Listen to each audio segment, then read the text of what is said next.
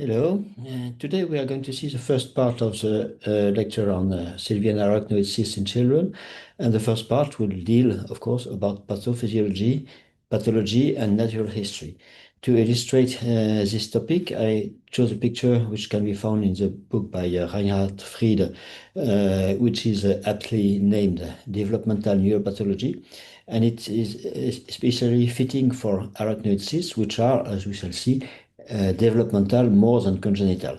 And by the way, it shows that this very eloquent autopsy specimens that these lesions can be very harmful.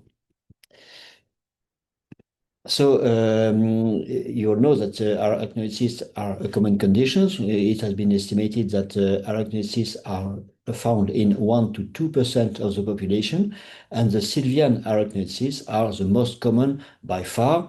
It is a head and shoulder above all other locations of the arachnoid cysts. And in children, it represents 47% of arachnoid cysts. That is 1 to 1.2% of children, whereas in adults it represents a little less, 35%, representing 0.5% of the adults. So clearly there is a discrepancy between the prevalence of these cysts in children and in adults, and it has to be explained. So this results in Sylvian arachnoid cysts being a common incidental finding, and they have been dubbed the victims of modern imaging technology, that is VOMIT. And this acronym has been coined by Dominic Thompson, who was president of the ESPN until this year. And it is a real common problem because very often we find these cysts and we have mostly to reassure the patients. So as we see, these cysts are mostly indolent, but not always. This is a very old case which I witnessed during my first semester of residency, and he arrived dead in neurosurgery. He was not operated. So this can be very rarely very serious. And also when we see a spontaneous or almost spontaneous subdural hematoma in young children, it is not normal. It's not like alcoholic or old patients who do spontaneous subdural chronic subdural hematoma, and we have to look for the Sylvian arachnoid cyst. But as you shall see, the diagnosis of a complicated Sylvian arachnoid cyst is very rare, hopefully. So, and the management is controversial, and this will be the topic of the next part of this study. So the pathology, it is composed of normal arachnoid membranes. It is basically an enlarged Sylvian system. Sometimes it extends laterally or on the convexity, sometimes more medially, and sometimes in the supracellular region. And it has been graded by Galassi in 3 grades, which is very handy, but I'm not sure it's very helpful in the management of this patient because, as we shall see, there is no correlation between the size and the pressure. So this cyst can involve both the Sylvian fissure and the convexity of the brain, like here. It can also extend in the supracellular region, in which case it represents the type 3 supracellular arachnoid cyst. And it can be bilateral or even and also associated with a cyst of the convexity. So you see that this cyst can be everywhere at the same time. And in case it is very large and very ubiquitous in the skull, we should think about an underlying CSF condition. So the pathophysiology has been estimated that the CSF is trapped between the membrane, which act as a slit valve, and we can imagine this is an endoscopic approach to a cyst that between these different layers it may be like a slit valve admitting CSF and preventing it to go away. But there is another alternative hypothesis, and this is perhaps illustrated by this cysternography, which was done a long time ago, but it shows that the CSF is opacified by the contrast, while the cyst is not. And so there is a hypothesis that CSF might be secreted inside the cyst. So So it has still to be proven, but the evidence is lacking. Then we can have brain compression by the cyst, of course. We can see some mass effect. We can see also an expansion of the calvaria or the skull base, especially in childhood. But in adulthood, we more often have an inward expansion of the skull base with efflorescent sinuses or expansion of the sinuses, even in the anterior clinoid process and sometimes the posterior clinoid process, like in this case. So maybe we can see, we can just witness different phases in the cyst life cycle. As said before, this cyst can be associated with an underlying condition. For example, this is a child with a glutaric aciduria with bilateral arachnoid cyst. So there is a CSF problem associated with a glutaric aciduria, which can cause subdural collection, by the way. It can also be associated with a neurocutaneous melanosis, like in this child. It can also be associated with polycystic kidney. This is interesting because polycystic kidney is more and more regarded as associated with a pathology of the cilia, so it can be a ciliopathy. Also with hypothalamic hamartoma, like in this case. And it can be associated with many conditions, and the association may be either fortuitous or maybe there is something to discover. So the diagnosis is very rarely prenatal. In the prenatal period, we see a lot of cysts, but very few Sylvian cysts, whereas in postnatal, as I said earlier, the number of Sylvian cysts is a head and shoulder above all the other locations. It's almost half of the arachnoid cysts. So this shows that these cysts develop mostly after birth, whereas the other locations of the arachnoid cyst tend to develop prenatally. So also we have to be very wary that this cyst could be parencephalic cyst rather than an arachnoid cyst, which has a totally different impact on the child's health because a parencephalic cyst results from a stroke. So we should get as much information as we can and do a prenatal MRI. So the prognosis is not always poor. Even in this case, who had a huge cyst at birth, he was drained, and at 15 years, his IQ was 130. You can't imagine how clever he would have been without this cyst. So there are something very special with the middle fossa arachnoid cyst. It is far the most common in postnatal diagnosis, as I said, although it is very rare prenatally. And also there is a sex bias because we have roughly twice as many boys than girls with a Sylvian arachnoid cyst. And the proportion is even higher when it is associated with a subdural collection, for 4 boys for 1 girl. And also there is a side bias because it is twice as common on the left side than on the right side. So maybe we can, so this shows that this is a developmental condition which appears later than the other arachnoid cysts, and the sex and the side bias can point to maybe a ciliopathy like we see in the polycystic kidney disease. So as I said, this is a developmental condition. So we have a series of 3 CT scans in a baby who had a big head, and he was scanned 3 times. We don't do that anymore, but it shows that the cyst has appeared between 3 and 12 months of age, and it is still a bit increasing after. And it is not rare that in these patients with Sylvian arachnoid cyst, we found that the head circumference has change is of line. In this case, it has passed from 0 to +2 standard deviations, but it appears to be to get closer to the mean in later years. So maybe it appears to be something which appears in childhood around 6 months and it tends to stabilize later on. As I said, it is rare in adults, 0.5% of adults versus 1.2% of children. So maybe these cysts tend to limit themselves and even disappear spontaneously through fissuration.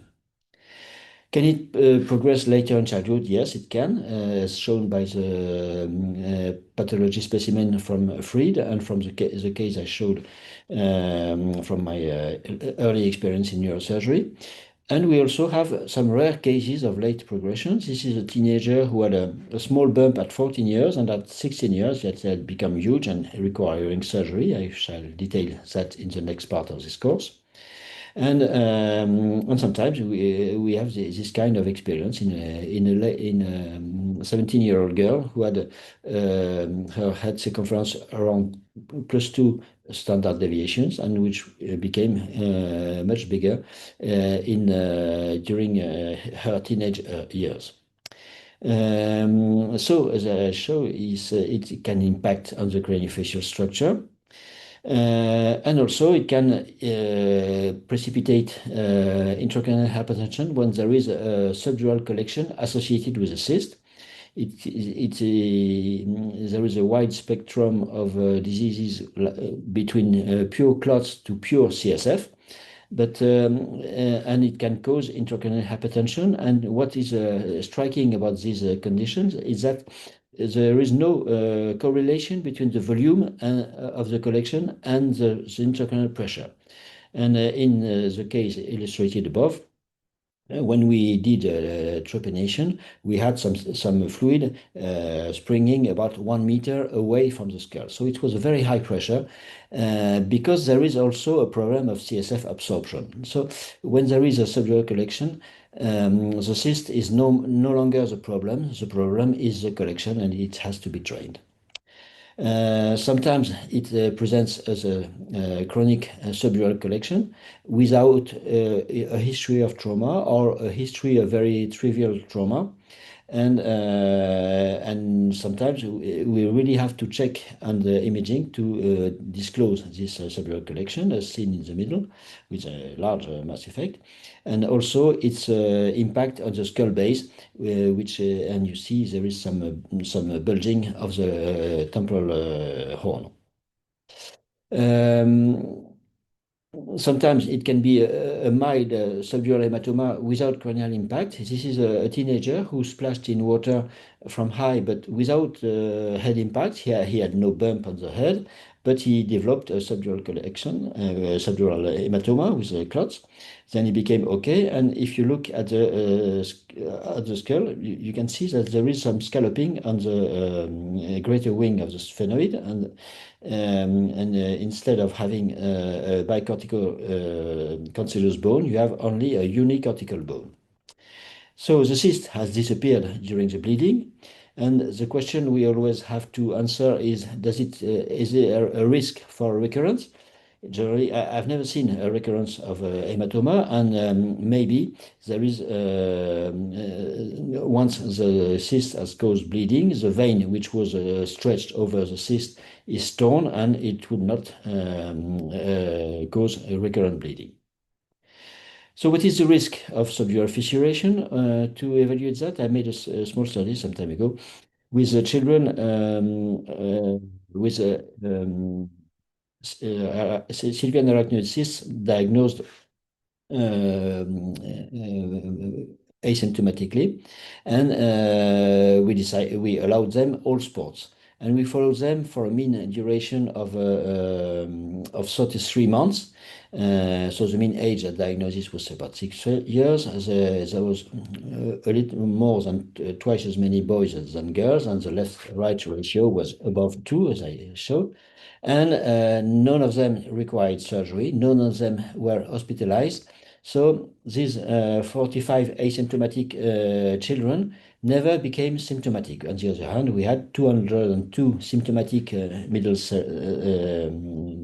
Sylvian arachnoid cysts, and among these, 45 were associated with a subdural hematoma, and there has never been an overlap between the two groups. So very likely these two groups were drawn from a bigger population of asymptomatic cysts, which were never diagnosed and never will be. So we should not create imaginary problems when we found this asymptomatic cyst. We should allow these children to do any sports, including contact sports, and just have an information on the possibility, the exceptional possibility of complication, but it should not lead to limiting their activities. And we may need to follow these patients, especially the younger children, but in a teenager, generally do not order any radiological or clinical control. So there is also a question, can these Sylvian arachnoid cysts explain infantile subdural hematoma? Because when there is no history of trauma or a history of trivial trauma, we have to think about child abuse. In fact, these subdural hematoma associated with arachnoid cysts in infants are very rare. In my series, it represented 9% of the subdural collection associated with arachnoid cysts, and only 9% of them occurred before the age of 12 months, and all the children were older than 4 months, whereas shaken baby syndrome occurs mostly during the first 3 or 4 months of life. So there is clearly these two groups clearly overlap very little. So the differential diagnosis with shaken baby syndrome is made because the imaging is different. The bleeding in arachnoid cysts is far from the sagittal bridging veins. We very often can see the cyst. We can see its impact on the skull base, as I showed. The clinical presentation is very different. In shaken babies, there is a malaise. The child is very small, and it occurs with one adult at home with the baby. And also in arachnoid cysts, you don't find retinal hemorrhages. You don't find spinal or skeletal lesion. So clearly, the differential diagnosis is made without difficulties. Then there is a question, why do we find less Sylvian arachnoid cysts in adults than in children? But so it can be explained by spontaneous cure of this cyst through fissuration maybe, or after trauma. And this is illustrated by some case reports, and probably it occurs more often than we guess. These cysts, which have never been diagnosed, can disappear without anybody having any hint of their existence. So then we have to define a clinical eloquence in arachnoid cysts. How can we decide whether these arachnoid cysts are harmful? Well, of course, if we have papilledema, but we have to make a differential diagnosis with the drusen. An increase of the head circumference, but as I said, sometimes we have a very small cyst or little enlarged Sylvian fissure in idiopathic microcrania. So do we admit it is a cyst, which is the size before we can speak of a cyst? Of course, if the child has headache, but headache can have many causes, and we have to be sure that it is caused by intracranial hypertension. Epilepsy is generally not caused by a cyst. When we find a cyst when imaging an epileptic patient, generally we consider it is an incidentaloma. The skull deformation, of course, it can be caused by a cyst, but it can also be caused by parencephalic cyst or polygyria and so on. The skull deformation, does it lead to operation? So very often the child doesn't bother, and we have to ponder the indications. And on imaging, we can see a mass effect, which is a very good indication of the cyst being eloquent. But we try to image as much as possible. And a few years ago, we used to perform arterial spin labeling imaging. But we were a bit disappointed, and it is, I think, not much used anymore because it's very difficult to interpret. You see here the hypocyania, the cold areas in contact with the cyst. It is very difficult to decide whether it shows compression of the brain or just contamination by the total absence of signal in the cyst itself. So in practice, it is not that much help, I found.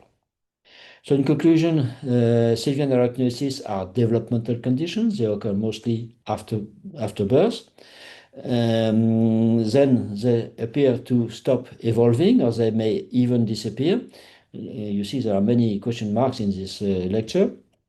When they are diagnosed in very young children, it is wise to follow them up because they can progress, and maybe there may be an underlying fluid problem. And when it is diagnosed late, it's better to leave them alone and let them have a normal, violent life.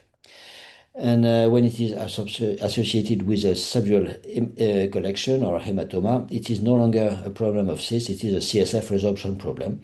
So you see that we have to withdraw our operative knife and ponder the indications. I thank you for your attention.